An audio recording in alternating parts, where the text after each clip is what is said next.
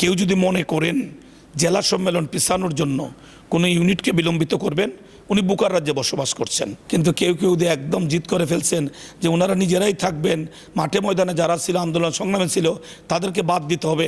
কোনো ব্যক্তিকে, কোনো গোষ্ঠীকে উনি আলাদাভাবে কোনো সুবিধা দিবেন, এটা ভাববার কোনো কারণ নেই। দলের মধ্যে ভাই বলতে একজনই, সেটা তারেক রহমান।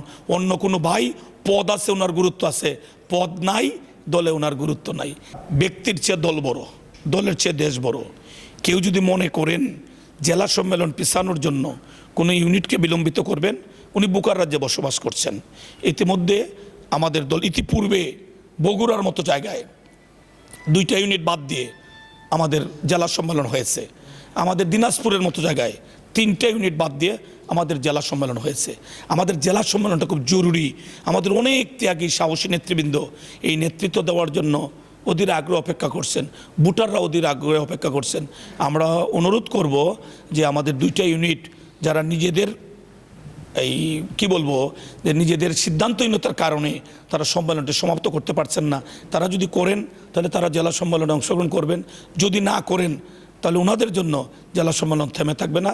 ইনশাল্লাহ 1313 ভোট দিয়ে আমাদের হয়তো জেলা সম্মেলন করতে হবে। এটা আমাদের প্রত্যাশা ছিল না। আমরা চেয়েছিলাম 1515 ভোট নেই আমাদের পথ চলা।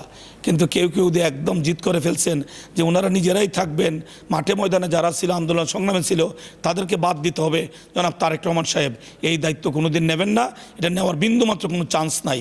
যারা আমার কথা শুনছেন, আমি অনুরোধ করব জনাব তারেক রহমান সাহেবকে যারা কাছে থেকে দূরে থেকে দেখেছেন, ইনি দলের অভিভাবক, সকলের গার্জেন্ট, সকলকে নিয়ে ওনার পথ চলা।